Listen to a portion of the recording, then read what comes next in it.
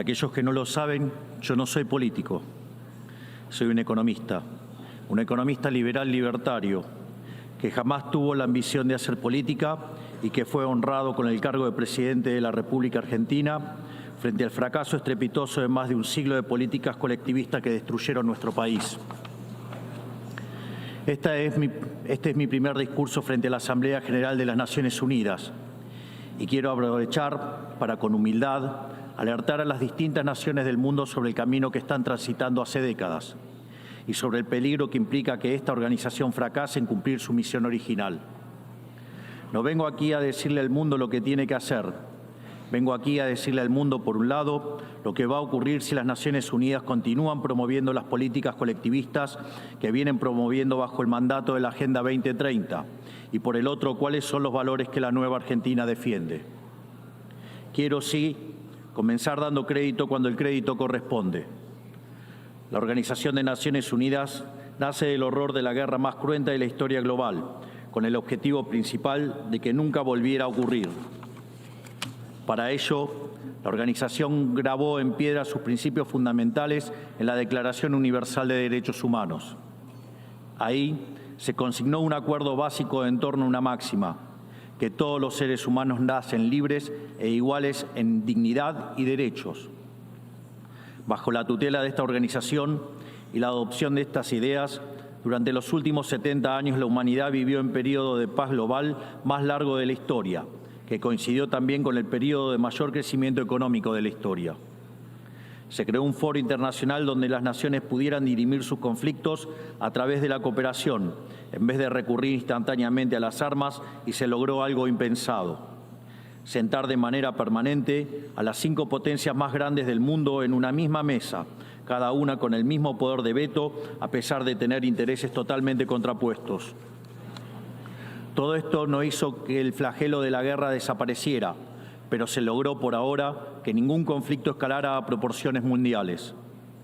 El resultado fue que pasamos de tener 2 guerras mundiales en menos de 40 años, que en conjunto se cobraron más de 120 millones de vidas, a tener 70 años consecutivos de relativa paz y estabilidad global, bajo el manto de un orden que permitió al mundo entero integrarse comercialmente, competir y prosperar. Porque donde entra el comercio no entran las balas, decía Bastiat. Porque el comercio garantiza la paz, la libertad garantiza el comercio y la igualdad ante la ley garantiza la libertad. Se cumplió, en definitiva, lo que consignó el profeta Isaías y se lee en el parque cruzando la calle. Dios juzgará entre las naciones y arbitrará por los muchos pueblos. Forjarán sus espadas en rejas de arado y sus lanzas en podadoras. Nación no tomará espada contra nación, nunca más conocerán la guerra. Esto es lo que ha ocurrido mayormente bajo la tutela de las Naciones Unidas en sus primeras décadas. Y por eso, desde esta perspectiva, estamos hablando de un éxito destacable en la historia de las naciones que no puede ser soslayado. Ahora bien, en algún momento, y como suele ocurrir con la mayoría de las estructuras burocráticas que los hombres creamos, esta organización dejó de velar por los principios esbozados en su declaración fundante y comenzó a mutar. Una organización que había sido pensada esencialmente como un escudo para proteger el reino de los hombres se transformó en un leviatán de múltiples tentáculos que pretende decidir no solo qué debe hacer cada Estado-nación, sino también cómo deben vivir todos los ciudadanos del mundo. Así es como pasamos de una organización que perseguía la paz a una organización que le impone una agenda ideológica a sus miembros sobre un sinfín de temas que hacen a la vida del hombre en sociedad. El modelo de Naciones Unidas, que había sido exitoso, cuyo origen podemos rastrear en las ideas del presidente Wilson, que hablaba de la sociedad de paz sin victoria y que se fundaba en la cooperación de los Estados-nación, ha sido abandonado. Ha sido reemplazado por un modelo de gobierno supranacional de burócratas internacionales que pretenden imponerle a los ciudadanos del mundo un modo de vida determinado. Lo que se está discutiendo esta semana aquí en Nueva York, en la Cumbre del Futuro, no es otra cosa que la profundización de ese rumbo trágico que esta institución ha adoptado. La profundización de un modelo que, en palabras del propio secretario de las Naciones Unidas, exige definir un nuevo contrato social a escala global, redoblando los compromisos de la Agenda 2030. quiero ser claro en la posición de la agenda argentina. La Agenda 2030, aunque bien intencionada en sus metas, no es otra cosa que un programa de gobierno supranacional de corte socialista, que pretende resolver los problemas de la modernidad con soluciones que atentan contra la soberanía de los Estados-nación y violentan el derecho a la vida, a la libertad y a la propiedad de las personas. Es una agenda que pretende solucionar la pobreza, la desigualdad y la discriminación con legislación que lo único que hace es profundizarla. Porque la historia del mundo demuestra que la única manera de garantizar la prosperidad es limitando el poder del monarca, garantizando la igualdad ante la ley y defendiendo el derecho a la vida, a la libertad y a la propiedad de los individuos. Ha sido precisamente la adopción de esa agenda que obedece a intereses privilegiados y el abandono de los principios esbozados en la Declaración Universal de Derechos Humanos de las Naciones Unidas lo que tergiversó el rol de esta institución y la puso en una senda equivocada. Así, hemos visto cómo una organización que nació para defender los derechos del hombre ha sido una de las principales propulsoras de la violación sistemática de la libertad, como por ejemplo con las cuarentenas a nivel global durante el año 2020 y que debería ser considerado un delito de lesa humanidad. En esta misma casa, que dice defender los derechos humanos, han permitido el ingreso al Consejo de Derechos Humanos a dictaduras sangrientas como la de Cuba y Venezuela sin el más mínimo reproche. En esta misma casa, que dice defender los derechos de las mujeres, permite el ingreso al Comité para la Eliminación de la Discriminación contra la Mujer a países que castigan a sus mujeres por mostrar la piel. En esta misma casa, sistemáticamente, se ha votado en contra del Estado de Israel, que es el único país de Medio Oriente que defiende la democracia liberal, mientras se ha demostrado en simultáneo una incapacidad total de responder al flagelo del terrorismo. En el plano económico, se han promovido políticas colectivistas que atentan contra el crecimiento económico, violentan los derechos de propiedad y entorpecen el proceso económico natural, llegando a impedirle a los países más postergados del mundo gozar libremente de sus propios recursos para salir adelante. Regulaciones y prohibiciones impulsadas precisamente por los países que se desarrollaron gracias a hacer lo mismo que hoy condenan. Se ha promovido además una relación tóxica entre las políticas de gobernanza global y los organismos de crédito internacional, exigiéndole a los países más relegados que comprometan recursos que no tienen en programas que no necesitan, convirtiéndolo en deudores perpetuos para promover la agenda de las élites globales.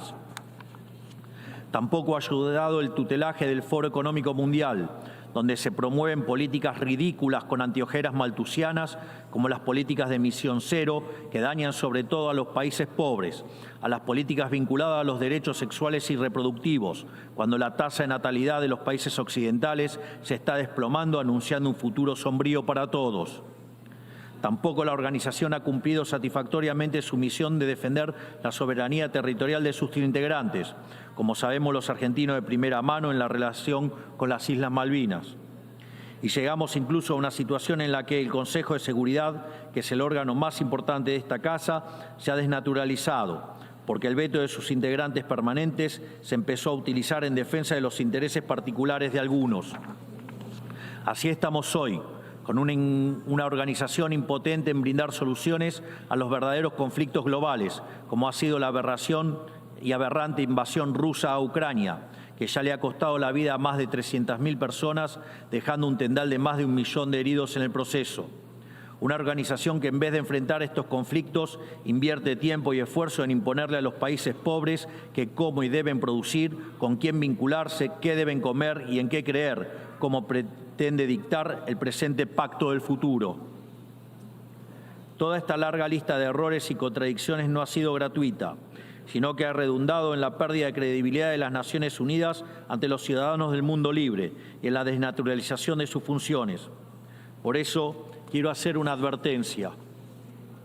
Estamos ante un fin de ciclo. El colectivismo y el postureo moral de la agenda woke se han chocado con la realidad y ya no tienen soluciones creíbles para ofrecer a los problemas reales del mundo. De hecho, nunca las tuvieron.